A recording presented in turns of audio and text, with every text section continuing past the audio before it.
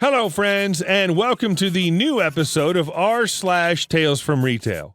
And today we have 3 crazy stories for you. So if you're new here, don't forget to subscribe to the channel and turn on notifications so you don't miss a new video every single day. And let's get started. Lady pulls 30 jars of food off the shelf to tell me they're out of date.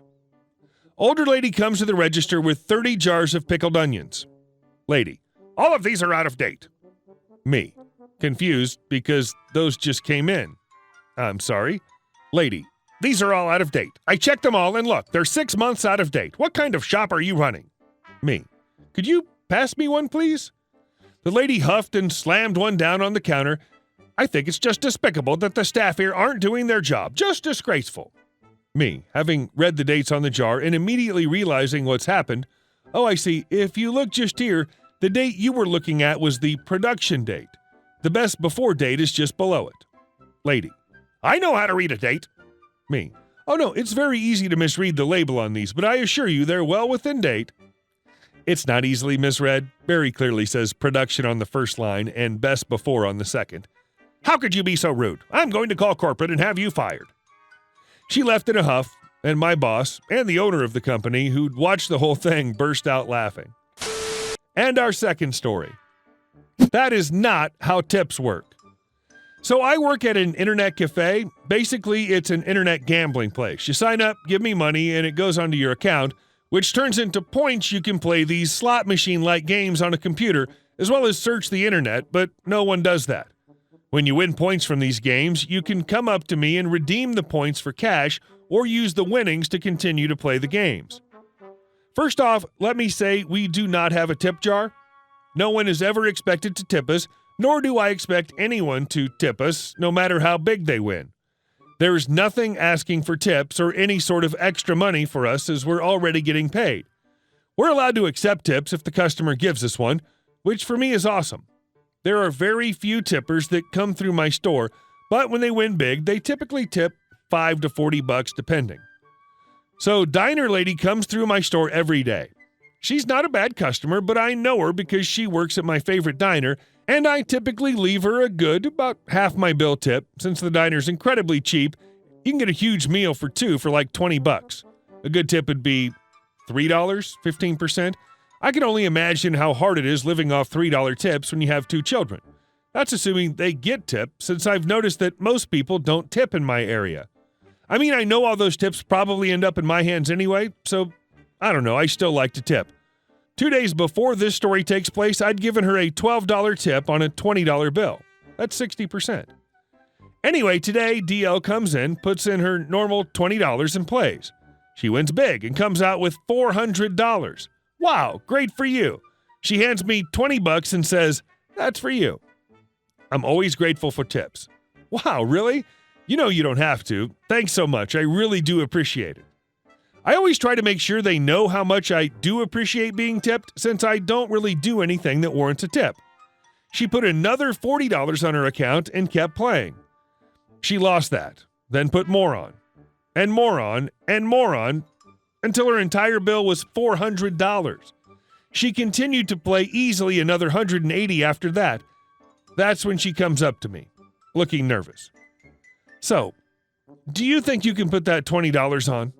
Me, sure. And I wait, and she's just looking at me. Me, I'm going to need that $20 before I put it in your account. DL, oh, well, I was hoping you could put that $20 that I gave you on. Me, what? DL, I mean, I just want my money back. Is that okay? I have quite a bit of freedom at my job, especially to turn away customers when they're being rude or if we think they're bad for business. So I can really say whatever I want within reason. You know, you didn't have to tip me. That was up to you. DL, listen, I just want my money back. There's no reason to guilt trip me. All I did was change my mind. I don't want to sound like a B word, but that's my effing money, and I want it. She always whispers the B word. This isn't the first time she said I don't want to be a B word. Me, okay. I've got it right here. It's no problem. I understand.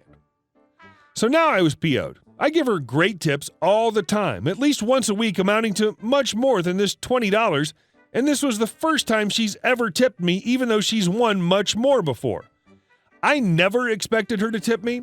I genuinely like giving good tips, since I know I can make a server's day much better when they've been getting crappy tips all day. But as I said, tips are up to them and not expected at all. And if she wants it back, then she can have it back. I reached into my wallet and pulled out $8. Me. Here you go. DL. I gave you $20. This is only $8. Where's the rest of it? Me. I took my tip back. The one I gave you Sunday. All I did was change my mind, right? She looked at me gaping, then left. The time a lady lied to my boss to get me fired, boss was my dad. I've been lurking on this subreddit for quite a long time and decided it was finally time to start sharing my stories. Please excuse any formatting errors. Be gentle. This will be long. Background. I grew up in the pet store business. My dad moved us around a lot, buying stores that were failing and then turning them around to resell, flipping them essentially. The last one we stayed at for many years, so I have a ton of stories. Now, growing up in retail led to a steady string of other retail jobs as well, so I'll have plenty of stories to share. But this is one of my favorites. The most common theme I see in TFR is the longing to be able to tell the crappy customers exactly what you think. This made working for my dad a great time. My dad's an amazing man. 5 minutes talking to him, and he'd have you writing him a check to purchase your own car from him. He could sell anything to anyone. He also gave 0 Fs what anyone thought of him or what anyone had to say.